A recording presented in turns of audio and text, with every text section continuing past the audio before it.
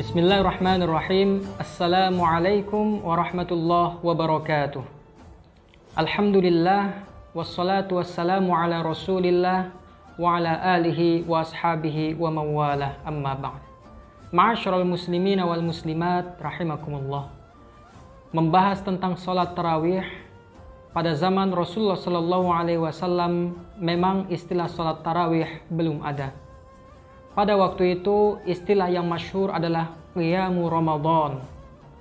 Berdasarkan dari hadis Rasulullah sallallahu alaihi wasallam yang diriwayatkan oleh Imam Bukhari dan Imam Muslim, Rasulullah sallallahu alaihi wasallam bersabda, "Man qama Ramadhana imanan wa ihtisaban, ghufira lahu ma taqaddama min dzambi." Barang siapa yang melakukan qiyamu Ramadan, di sini Rasulullah Shallallahu Alaihi Wasallam menggunakan lafaz qama Ramadan atau qiyamu Ramadan. Imanan wahtisaban, dengan penuh keyakinan, wahtisaban, berharap pahala dan ridha Allah Subhanahu Wa Taala. Ghufira lahu ma taqaddama min dzambih, maka dosa-dosa yang telah lampau akan diampuni oleh Allah Subhanahu Wa Taala. Lalu istilah salat tarawih ini kapan munculnya? Menurut beberapa riwayat, istilah salat tarawih ini muncul pada masa Khalifah Sayyidina Umar radhiyallahu an. Kenapa disebut salat tarawih? Tarawih merupakan lafaz dari bahasa Arab berbentuk jama' atau plural dari kata tarwihah yang mengandung arti beristirahat sejenak atau merehatkan diri sejenak. Kenapa disebut salat tarawih? Karena Rasulullah Shallallahu Alaihi Wasallam dan para sahabat setiap selesai 2 rakaat mereka melakukan tarwihah atau beristirahat sejenak.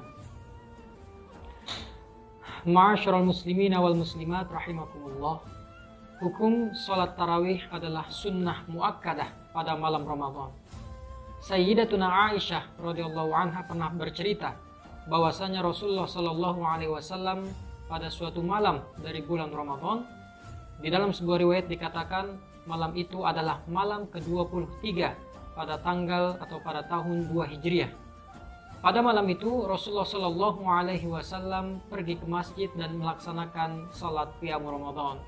Kemudian diikutilah oleh para sahabat. Keesokan harinya Rasulullah datang kembali melaksanakan salat dan diikuti oleh para sahabat yang lainnya. Ini berlanjut sampai malam keempat atau malam kelima. Pada malam itu Rasulullah Shallallahu Alaihi Wasallam tidak datang. Dan para sahabat waktu itu menunggu kedatangan Rasulullah Sallallahu Alaihi Wasallam. Akhirnya keesokan pagi Rasulullah Sallallahu Alaihi Wasallam berkata kepada para sahabat, "Qad ra'aitul ladzi sana'tum."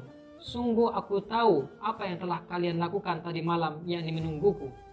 Falam yamna'ni 'anil khuruji ilaikum. Maka sebenarnya tidak ada suatu hal yang mencegahku untuk datang ke masjid. Illa anni khasyitu an tuftaradu 'alaikum, kecuali aku takut salat ini akan difardukan atas kalian.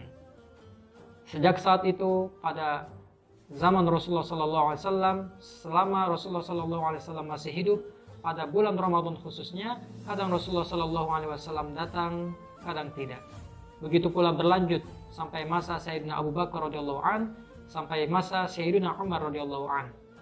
Namun pada masa Sayyidina Umar radhiyallahu an, beliau melihat kaum muslimin setelah sholat Isya melakukan sholat tarawih atau sholat qiyam Ramadan ini berpencar-pencar. Ada yang sholat munfaridan sendiri-sendiri, ada yang di pojok sholat secara berjamaah 4 orang, di pojok lain berjamaah 6 orang dan sebagainya. Sayyidina Umar melihat ini sebagai suatu hal yang tidak pantas untuk muslim, karena muslim seharusnya bersatu, harus kompak. Oleh karena itu pada waktu itu sebagai khalifah, Sayyidina Umar menetapkan bahwasanya sholat tarawih ini harus diimamkan oleh satu imam. Dan pada waktu itu Ubay bin Ka'ab ditugaskan oleh Sayyidina Umar radhiyallahu an untuk mengimaminya dengan 20 rakaat. Ma'asyiral muslimina wal muslimat rahimakumullah. Dan begitulah Sayyidina Umar radhiyallahu an akhirnya menetapkan sholat tarawih diimamkan oleh satu imam, pada waktu itu Ubay bin Ka'ab radhiyallahu an, dan dilaksanakan sebanyak 20 rakaat. Pada waktu itu kaum muslimin setiap menyelesaikan 4 rakaat mereka melakukan tarwihah atau rahat sejenak. Apa yang mereka lakukan dengan tarwihah tersebut? Mereka melakukan tawaf. Sehingga kalau kita hitung jumlahnya 20 rakaat plus 4 kali tawaf. Ma'asyiral muslimin wa zumratal mu'minin rahimakumullah. Kemudian berbicara tentang jumlah rakaat salat tarawih, memang banyak sekali perbedaan yang kita lihat. Memang kalau kita telusuri dalam hadis Rasulullah SAW yang diriwayatkan oleh Sayyidatuna Aisyah radhiyallahu anha dan Ibnu Abbas radhiyallahu an, memang di situ dijelaskan bahwasanya Rasulullah pada masa hidupnya melakukan 11 rakaat.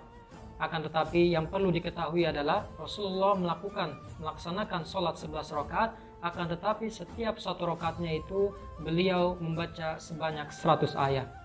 Dan pada waktu itu Sayyidina Umar melihat keadaan kaum muslimin yang tampaknya tidak kuat kalau 100% mengikuti Rasulullah SAW, akhirnya diringankan dari rakaatnya menjadi 20, akan tetapi setiap rakaat tersebut agak diringankan jumlah bacaan ayatnya.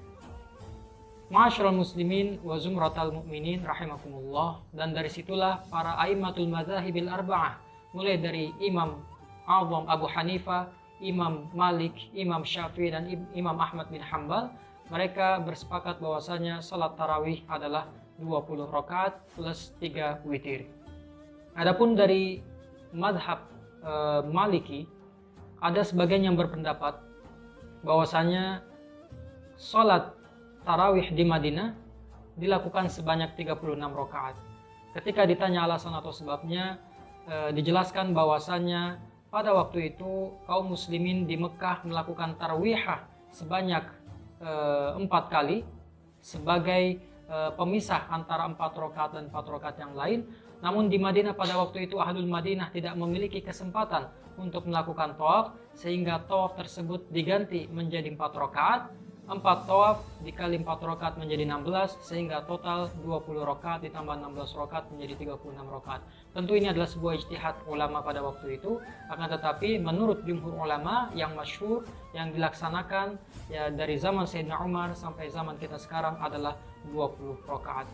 Terakhir saya ingin kembali menjelaskan hadis yang pada awal tadi saya bacakan. Rasulullah SAW bersabda, "Man qama Ramadhana imanan wa ihtisaban, ghufira lahu ma taqaddama min dhanbi." Rasulullah bersabda, barang siapa yang melaksanakan qiyam Ramadan atau salat tarawih dengan syarat imanan wa ihtisaban, dengan penuh keyakinan dan dengan penuh berharap ridha dan pahala dari Allah Subhanahu wa taala, ghufira lahu ma taqaddama min dhanbi, maka dosa-dosanya akan diampuni. Di sini ulama ada terpecah menjadi 2 pendapat. Ada yang mengatakan yang dimaksud dengan dosa di sini adalah dosa-dosa kecil, akan tetapi ada beberapa ulama yang mengatakan di hadis tersebut terdapat ma yang menunjukkan kata umum sehingga meliputi dosa besar atau dosa kecil.